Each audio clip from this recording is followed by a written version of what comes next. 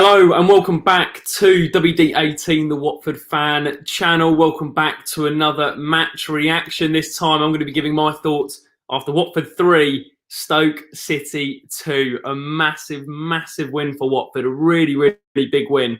Of course, we didn't get to watch all the game if you're watching through Hive Live. There was a few technical difficulties after about half an hour. And fair play to the club. They've immediately put out a statement, which I'll read here, which says, "We apologise to all supporters who paid for Hive Live service this evening. Due to technical issues outside of the club's control, so obviously the footage is provided by the EFL, we were unable to bring you our usual service. We'll be arranging full refunds for all those who paid for tonight's match." So fair play to Watford Football Club. Obviously, it was a shame that we didn't get to watch it with John Marks and Tommy Mooney's commentary, and we weren't able to watch all of the game. However, I managed to watch the goals are on Twitter and elsewhere, and from what I've heard as well from people who are at the game. And I'll give my thoughts on what I saw and what I've seen so far. But let's get it out of the way first. It is a massive win for Watford.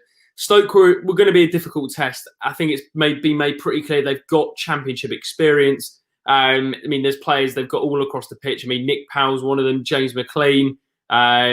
Even their keeper, Angus Gunny's a good keeper, and we'll touch on the first goal, which looked a little bit debatable from João Pedro. Now, cleverly, great composure inside the box, 2 touches out of his feet. Angus Gunn got a touch onto the crossbar, came back down. It looked like it went over, but I don't think it did. And then Gunn held it, and João bundled it over the line while it was in his hands. Now, I have to admit, if it was the other way around, I would be fuming. I can understand why the Stoke staff were incensed by it, because it did look a little bit of a dodgy goal. But having said that, though, we haven't had a lot of luck in recent weeks, and Watford were due a bit of luck. So I have to say that, of course, that was a little bit lucky. Moving on to the second goal, a really well taken penalty by João Pedro, which is brilliant.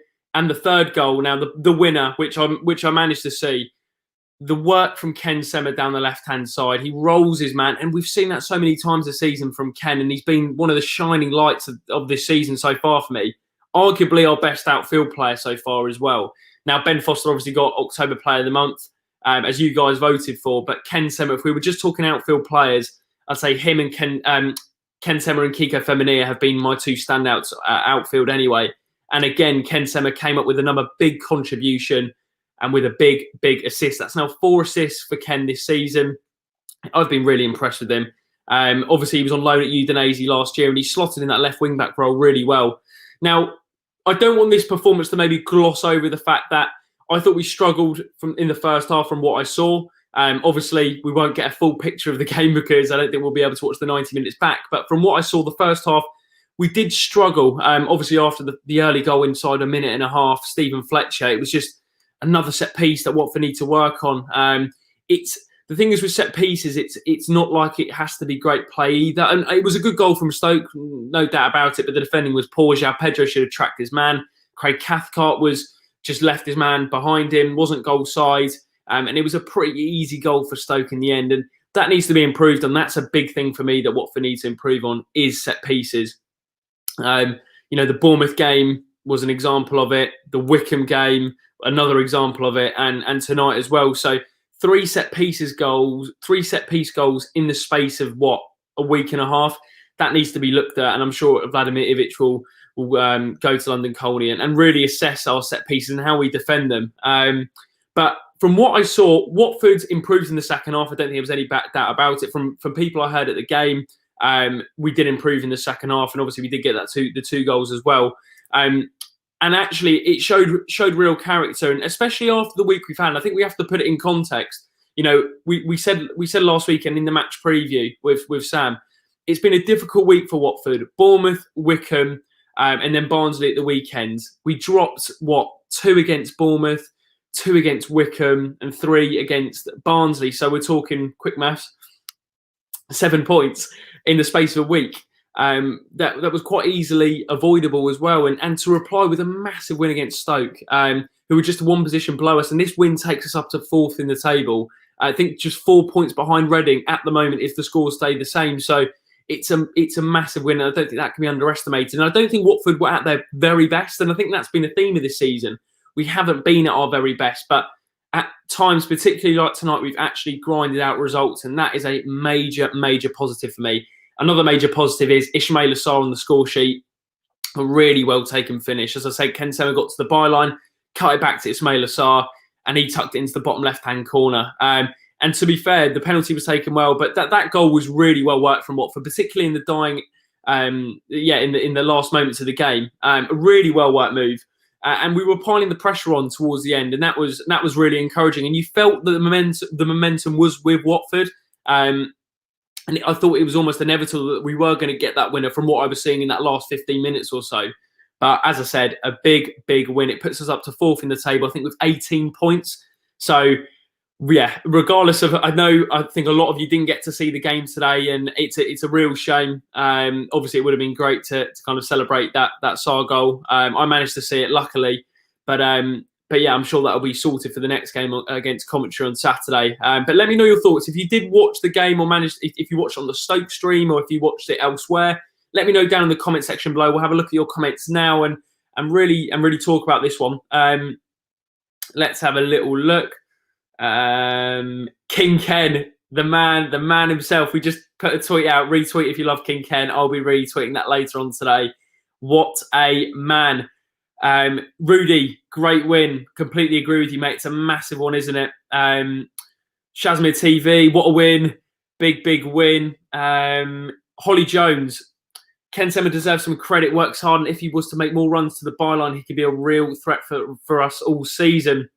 Have to agree with you, Holly. A constant threat down that left-hand side. And what's really encouraging is also with Ken is he puts in a great delivery. I think it was the Wilmot chance at the weekend. He whipped in a ball from the left-hand side from a set piece. I think it was played short. He whipped it in. Obviously, Wilmot would have been disappointed with it. But Ken Sema, I mean, he has been a revelation this season, and obviously a massive contribution again tonight. That's, as I said, 4 assists so far this season. I think he's our top assist maker as well, which is a big positive for us.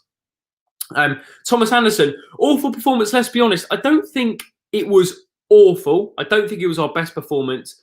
But if you're going to not play at your best, we need to grind out the results. And I think that's what we did tonight, which is a major positive for me. Michael, Ken is a king. Have to agree with you, mate. Good goal from Sarr. Again, Rudy, spot on. A really well taken finish, particularly for Sarr, because we've said it a number of times before. He's not a natural striker. He gets in dangerous areas, often trying to provide for other people. But for him to be a little bit more selfish on this occasion was great to see. And just tucking it into that left-hand corner, really composed. The keeper had no chance. I think he was blindsided by the Stoke City players in front of him. So a big goal from Sarr. Really, really big goal. And a well-taken goal as well. Seriously composed, particularly in the 93rd minute. It could have been he could have easily put his foot through it and skied it over, but he placed it cool, calm. And what was great to see was how much it meant to Ismaila Sarr. He was really passionate celebrating that goal. Kind of polar opposite to the Wickham game where he was a bit more reserved, but this time he was loving it. So that was quality. I think we've got a couple of Stoke fans in here who aren't really happy about the refereeing decision. And to be fair, if we're going to be completely honest, guys, the first goal was very fortunate. And as I said, if it had been the other way around, I would have been fuming with it. Having said that, though, if there's any Stoke fans watching, Watford have been unlucky this season. There's been a few times, how many times have there been that we've been unlucky? I mean, the red cards against Bournemouth for one. I think it was a decision against Reading we should have had as well. So, this has been coming with a little bit of luck, and you need a bit of luck if you're pushing at the top end of the Championship. That doesn't mean to say it was a foul on Angus Gunn. I actually think potentially what happened was Cleverley's was obviously so close to going over the line, and then the ball actually went over the line through João Pedro that I think the officials thought the Cleverley shot was over the line. So they were too afraid to not give it, which is, I guess, the cons of not having VAR in the Championship. But in this scenario, it's paid off for Watford, and we've got away with one, which is I'm not going to complain about, but I can understand the frustration from a Stoke perspective. Good question here. Would you prefer Gray or Perizza? Depends what system. I think in a 2 up top system, I think they could work quite well together. Obviously, that where does João and Saga, I'm not too sure.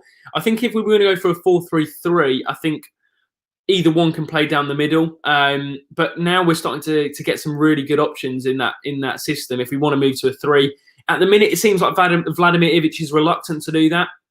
I think just looking at his press conferences, he's kind of saying we're playing the 3-5-2 based on the system we have based on the players we have at the moment. And I'm not a massive fan of it. I think we're a little bit too predictable going forward, particularly in the first half. I think if you're going to play 3 in midfield, you need to have a bit more energy and dynamism in there. And we lacked a little bit of pace to break through the lines. I think Capoue, Chalobah and Cleverley, and that's no disrespect to any of those guys, but they're not the quickest. I think we missed maybe a Keener to link the two together, and that was a thing we struggled in the first half. What was quite interesting was after the second goal by João, João came off and Cleverley came off as well, and Garner came on. So, he's got options off the bench, Vladimir Ivic. We're going to talk about the Stoke goals, and before I forget about that, I only actually managed to see one, and that was the Nick Powell finish. It was a good finish, but sloppy defending by Watford. One ball from the back. I think there was 3 opportunities. I think it was Wilmot, Sema, Kabasele were all near the ball and didn't manage to get any sort of, didn't manage to get a tackle in or a block or anything, and that was disappointing. It was a good finish from, I think it was from Powell for Stoke, but yeah, defending was a little bit sloppy this evening, which is interesting because before going into this game, Watford had the best defence in the Championship, but there's been a couple of times where, obviously for the first goal, the Stephen Fletcher goal, set pieces is where we're weak. The second one was just a long ball up top, and they're 2 avoidable goals. And I'm not going to panic too much because, of course, we've managed to come away with the win, which is fantastic. But at the same time, Vladimir Ivic needs to work on that. And regardless of how good our defence has been this season, a set piece and a route one ball, they're 2 avoidable goals that really, as I say, can be avoided and needs to be improved on quickly. Let me know your thoughts on Truce de Kong being dropped for Christian Kabasele. Did you agree with that decision? Was it the right one? Let me know. What